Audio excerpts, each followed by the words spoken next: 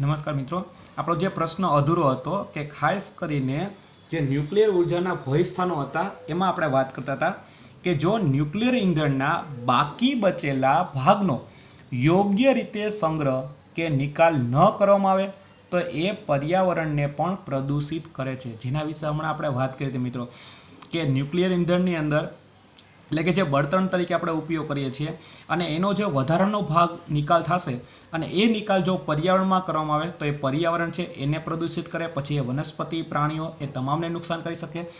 આ ઉપરાંત ન્યુક્લિયર વિકિરણનો અકસ્માત આકસ્મિક ખલન એટલે કે લીકેજનો ખતરો પણ રહેલો હોય છે, કારણ કે મિત્રો જો કોઈ પણ જગ્યાએ એનો લીકેજ થશે અને એ વિકિરણો છે એ પર્યાવરણમાં ભળી જશે તો એ પર્યાવરણને સૌથી વધારે નુકસાન કરી શકે। ન્યુક્લિયર પાવર પ્લાન્ટ સ્થાપિત કરવાનો મોટો ખર્ચ, વાતાવરણ પ્રદૂષિત થવાનું મોટું જોખમ, યુરેનિયમની મર્યાદિત ઉપલબ્ધતા ને લીધે ન્યુક્લિયર ઉર્જાનો મોટા પાયે ઉપયોગ શક્ય બનતો નથી। તો મિત્રો કેટલા બધા કારણો આપેલા છે કે ન્યુક્લિયર પાવર પ્લાન્ટ આપણે સ્થાપવો હોય તો એના માટે બહુ મોટી જમીનની જરૂર પડશે, એટલે કે બહુ મોટો ખર્ચની જરૂર પડશે। વાતાવરણ છે એ પ્રદૂષિત થવાના ચાન્સીસ સૌથી વધારે છે અને યુરેનિયમ છે એ આપણી પાસે બહુ લિમિટેડ માત્રામાં એટલે કે મર્યાદિત હોવાને લીધે અત્યારે આપણે ન્યુક્લિયર ઉર્જાનો મોટા પાયે ઉપયોગ કરતા નથી। ન્યુક્લિયર પાવર સ્ટેશનની રચના પૂર્વે ન્યુક્લિયર ઉર્જાનો ઉપયોગ પ્રથમ તો વિનાશ માટે કરવામાં આવ્યો હતો।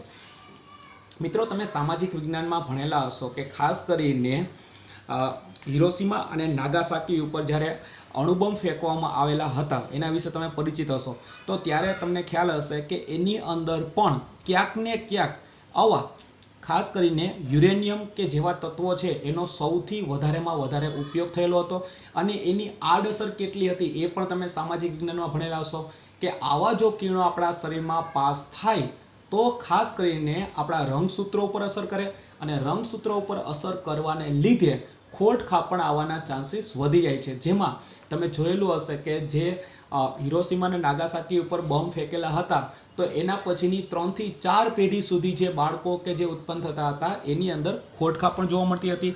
એટલે સૌથી ખરાબમાં ખરાબ આપણે કહી શકીએ એવી એની અસર ગણી શકાય। ન્યુક્લિયર હથિયારમાં થતી શૃંખલા વિખંડન પ્રક્રિયા અને નિયંત્રિત ન્યુક્લિયર રિએક્ટરમાં થતી પ્રક્રિયામાં ભૌતિક વિજ્ઞાનના સમાન સિદ્ધાંત છે, પરંતુ બંને પ્રકારના સાધનોની રચના સંપૂર્ણ એકબીજાથી જુદી છે।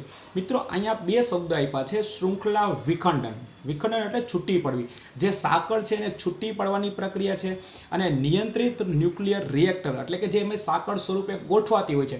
આ બંને પ્રક્રિયા છે, બંને પ્રક્રિયામાં ભૌતિક વિજ્ઞાનનો જે સિદ્ધાંત છે એ સરખો છે, કારણ કે બેની અંદર આપણે વિદ્યુત ઉર્જા જ ઉત્પન્ન થાય છે, પરંતુ બેની રચના છે એકબીજાથી જુદી છે, કારણ કે એકની અંદર જે ખાસ કરીને છૂટું પડવાની વાત કરે છે અને એકની અંદર છે એ એકબીજા સાથે જોડવાની વાત કરી છે।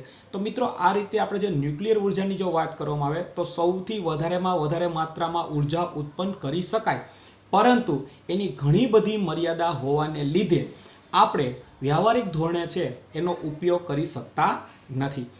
ત્યાર પછી મિત્રો તમને એક પ્રવૃત્તિ આપેલી છે જે ક્વેશ્ચન નંબર 26 તરીકે છે કે પ્રવૃત્તિ નંબર 14.7 કે વર્ગમાં એ પ્રશ્ન ઉપર ચર્ચા કરો કે સમુદ્ર તાપીય ઉર્જા, પવનો અને જૈવભારમાં ઉર્જાનો અંતિમ સ્ત્રોત કયો છે।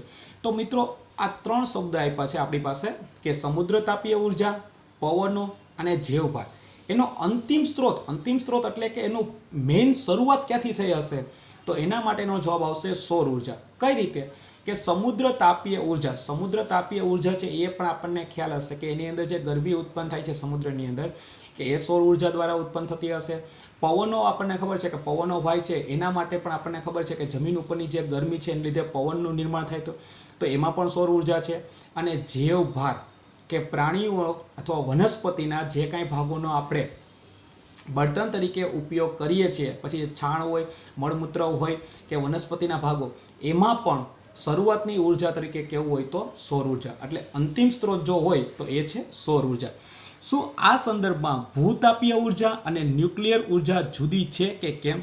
તો એનો જવાબ આવશે હા, કારણ કે ભૂસ્તરીય ફેરફારોને કારણે ગરમ બિંદુઓના વિસ્તારમાં સર્જાતી બાષ્પમાંથી ભૂતાપીય ઉર્જા મેળવવામાં આવે છે, જેના વિશે આગળ આપણે વાત કરી હતી કે ભૂસ્તરીય એટલે કે જમીનના જે અલગ અલગ સ્તરો છે એના ફેરફારને કારણે ગરમ બિંદુઓના વિસ્તારમાં, જે આપણે ગરમ પાણીના ઝરા વિશે વાત કરી હતી, એ ગરમ બિંદુઓના વિસ્તારમાં સર્જાતી બાષ્પ જે ઉત્પન્ન થાય એટલે કે વરાળ, એમાંથી ભૂતાપીય ઉર્જા મેળવવામાં છે.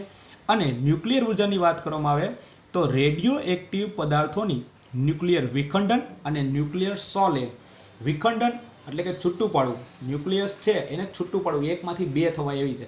અને ન્યુક્લિયર સોલેન જે એકબીજા સાથે જોડવાની પ્રક્રિયાની વાત કરીએ તો આ રીતે રેડિયો એક્ટિવ પદાર્થો જે યુરેનિયમ, થોરિયમ જેવા આપણે વાત કરી હતી, એ પદાર્થોની ન્યુક્લિયર વિખંડન અને ન્યુક્લિયર સંલયન ક્રિયાઓ વડે ન્યુક્લિયર ઉર્જા ઉત્પન્ન કરવામાં આવે છે. તેનો મતલબ એવો થઈ ગયો કે અહીં જે ભૂતાપીય ઉર્જા અને ન્યુક્લિયર ઉર્જા એકબીજાથી સાવ અલગ છે.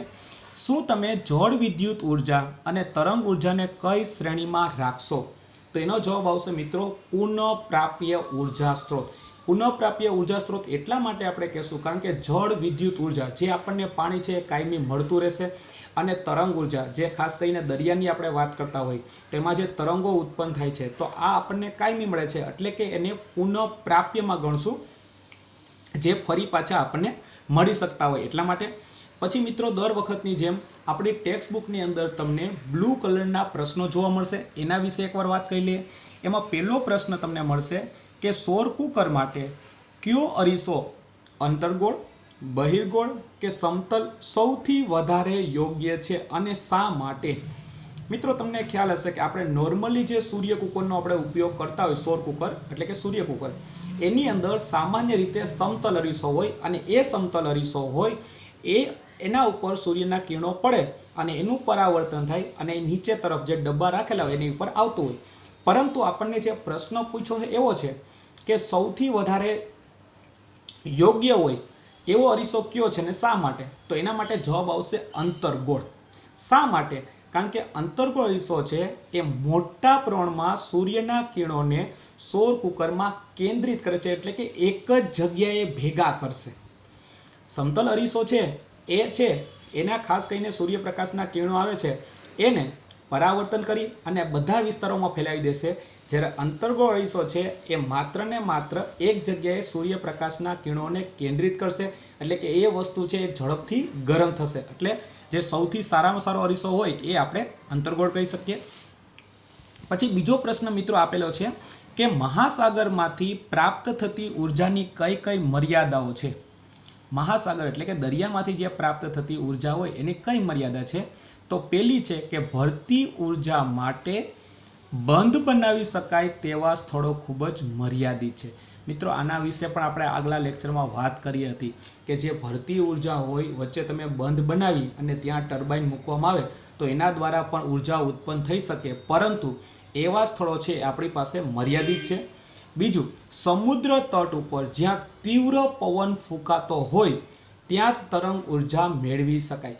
ઘણીવાર એવું પણ બને મિત્રો કે સમુદ્ર તટ હોય ત્યાં જે માત્રામાં તીવ્ર પવન ફૂંકાવો જોઈએ એટલી માત્રામાં પવન ફૂંકાતો ન હોય તો પણ તરંગ ઉર્જા મેળવી શકાતી નથી. એટલે મિત્રો અહીંયા બે મર્યાદા આપી છે કે મહાસાગરમાંથી આપણે ઉર્જા પ્રાપ્ત કરવી છે, પણ એના માટે એક તો બંધ બનાવવાની અને બીજું પવનની માત્રા, આ બંને એની મર્યાદામાં આવશે.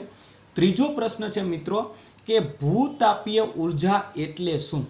ભૂતાપીય જેના વિશે પણ આપણે વાત કરી હતી કે જમીનની અંદર જે ગરમી રહેલી છે એના દ્વારા જે ઉર્જા મેળવીએ એને આપણે ભૂતાપીય કહેશું. તો ભૂમિમાં એટલે કે જમીનમાં ગરમ બિંદુઓના વિસ્તારમાં એકત્રિત એટલે કે ભેગી થતી બાષ્પરૂપી ઉર્જાને, મિત્રો આ એની વ્યાખ્યા છે, ખાસ યાદ રાખીએ આપણે ભૂતાપીય ઉર્જાની, કે જમીનમાં ગરમ બિંદુઓના વિસ્તારમાં ભેગી થયેલી બાષ્પરૂપી ઉર્જાને ભૂતાપીય ઉર્જા કહેવામાં આવે છે. તો મિત્રો આવી એક એક માર્કની જ્યાં જ્યાં વ્યાખ્યાની જરૂર પડે એ વ્યાખ્યા છે એ આપણે યાદ રાખવાનો પ્રયત્ન કરીએ. એક માર્કની અંદર આ ખૂબ જ ઉપયોગી ગણી શકાય. ચોથો પ્રશ્ન છે મિત્રો કે ન્યુક્લિયર ઉર્જાના ફાયદા ક્યાં છે? જેમ એની મર્યાદા છે મિત્રો એવી રીતે એના ફાયદા પણ છે. અને ન્યુક્લિયર ઉર્જા વિશે પણ આપણે વાત કરેલી હતી કે ખાસ કરીને યુરેનિયમ, થોરિયમ કે પ્લુટોનિયમ જેવા રેડિયો એક્ટિવ તત્વો હોય અને એના જે ન્યુક્લિયસ ઉપર ખાસ કરીને ન્યુટ્રોનનું પ્રતાડન કરવામાં આવે તો ન્યુક્લિયર ઉર્જા મેળવી શકાય. તો એના કયા ફાયદા છે? મર્યાદા આપણે ઘણી બધી જોઈ હતી પણ હવે ફાયદો શું છે? તો અન્ય પરંપરાગત સ્ત્રોતની સાપેક્ષે ઘણી વધારે ન્યુક્લિયર ઉર્જા ઉત્પન્ન કરી શકાય છે. મિત્રો, અન્ય પરંપરાગત સ્ત્રોત એટલે કે ખાસ કરીને આપણે એવું કહી શકાય કે સૌર ઉર્જા કે સામુદ્રિક ઉર્જા કે ખાસ કરીને કાર્બન દ્વારા જે ઉર્જા મેળવીએ છીએ એની સાપેક્ષમાં આપણે વધારે ન્યુક્લિયર ઉર્જા ઉત્પન્ન કરી શકાય. જેનો એક આપણે ઉદાહરણ આપ્યું હતું મિત્રો, કાર્બનનું યાદ હોય તો, કે કાર્બનનો એક પરમાણુ હોય અને સામે ન્યુક્લિયરની આપણે જો ખાસ કરીને યુરેનિયમ જેવા તત્વની વાત કરીએ તો 10 મિલિયન ગણી ઉર્જા ઉત્પન્ન કરી શકાય. તો આ એને ફાયદો ગણી શકાય કે ભાઈ બીજા સ્ત્રોતોની સરખામણીમાં ન્યુક્લિયર ઉર્જા છે એ વધારે ઉત્પન્ન કરી શકાય. બીજું છે જળ વિદ્યુત પ્લાન્ટ કે થર્મલ પ્લાન્ટની સાપેક્ષે ઓછી જગ્યા જોઈએ છે. કારણ કે જળ વિદ્યુત પ્લાન્ટ અથવા થર્મલ પાવર પ્લાન્ટ જેને આપણે ખાસ કરીને જે જગ્યાએ વીજળી ઉત્પન્ન થતી હોય એવા જે સ્ટેશનો હોય છે જેની અંદર વિશાળ માત્રામાં જગ્યાની જરૂર પડે છે, તો એની સરખામણીમાં ન્યુક્લિયર ઉર્જા જે જગ્યાએ સ્થાપવી હોય ત્યાં એટલી જગ્યાની જરૂર પડતી નથી. તો આ બંને ફાયદા છે મિત્રો, કે ન્યુક્લિયર ઉર્જા છે એ વધારે માત્રામાં ઉર્જા ઉત્પન્ન કરી શકે છે અને બીજો જે આપ્યું છે કે એની અંદર ઓછી જગ્યાની જરૂર પડે છે. તો મિત્રો, આ જે અત્યાર સુધીમાં આપણે વાત કરી એ આપણે અલગ અલગ પ્રકારની ઉર્જાની વાત કરી. ફરી પાછું હું એકવાર રિપીટ કરું છું મિત્રો, પહેલું હતું એ સૌર ઉર્જા, જેમાં આપણે 3 વસ્તુ યાદ રાખવાની છે. એક સૌર કુકર, એક સોલર વોટર હીટર અને ત્રીજું હતું સોલર સેલ. ત્યાર પછી મિત્રો સમુદ્રમાંથી જે મળતી ઉર્જા હતી એની અંદર આપણે 3 પ્રકારની ઉર્જાની વાત કરી હતી. એક ભરતી ઉર્જા, એક તરંગ ઉર્જા અને ત્રીજું હતું સમુદ્ર તાપીય ઉર્જા.